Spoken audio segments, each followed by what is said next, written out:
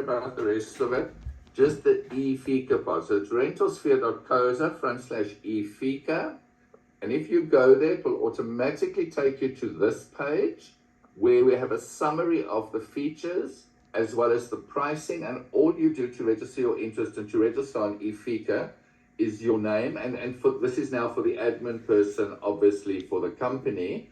Your name, your email address, your phone number, your industry, and you just simply click submit, and an email will be sent to Peter and to Melissa, and they will know that you are on our webinar, and that you need to be registered on the efica system. So from what Peter just said, the senior person, the principal, the manager, whoever's the senior FICA person for the organization, from what I understand, Peter, should be the person to register there. Am I right?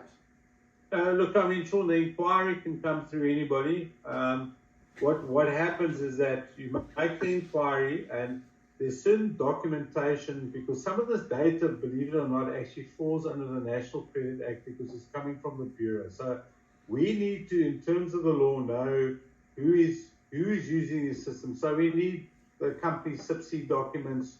We need IDs of the people that are registered, because we've got to know. In fact, I'll tell you something interesting. The FICA told us that we're not allowed to demonstrate the system to people who are not registered with a fee. They don't want the criminals looking at these systems. So there's a bit of a due diligence we have to go through to make sure that we haven't got nefarious people registering on efica.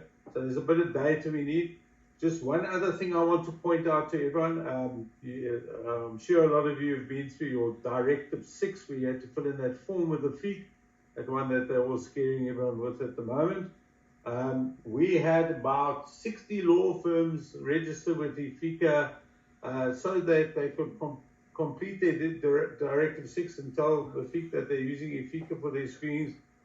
And when we started contacting them, because they weren't using it, they said, no, we've got no intention of using it. We just wanted to fill in the form. So what we've now done is we've made it a proviso that we ask you, please, to verify your account, you need to buy 1,000 Rand plus VAT's worth of credit, so I know you for real.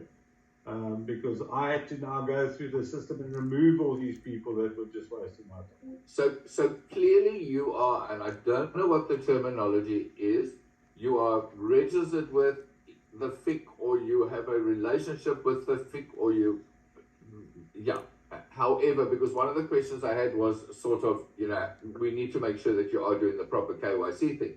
So you do, and you've mentioned the FIC and talking to the FIC and all those sorts of things as we go through. So we know that, and you stay current with whatever their changing requirements are. Absolutely. I mean, that's why Melissa, being an attorney, that's why she's in the picture. I mean, that's her role, making sure everything's compliant and up to date. And just the last thing for people who are maybe not totally up to date on the requirements for for FICA and what is required specifically for rentals and for real estate. If you go to our website, rentalsphere.co, so don't worry about that long URL. If you just go to rentalsphere.co and you click on training on demand, you will see here right at the bottom, there is the compliance workshop series that Melanie did. All you need to do is purchase that. You get immediate access and you can work your way through that training. So for anybody who's not sure what a UBO is, all these questions that have, some of the questions that have been asked, I would highly suggest that you go through that. It is in-depth, it is a deep dive, and Melanie certainly knows what she's talking about. So I'm no FICA expert to be able to advise you there. I just want to double check. There's a very good question here. Peter, does eFICA report to FIC if someone is highlighted to us? No.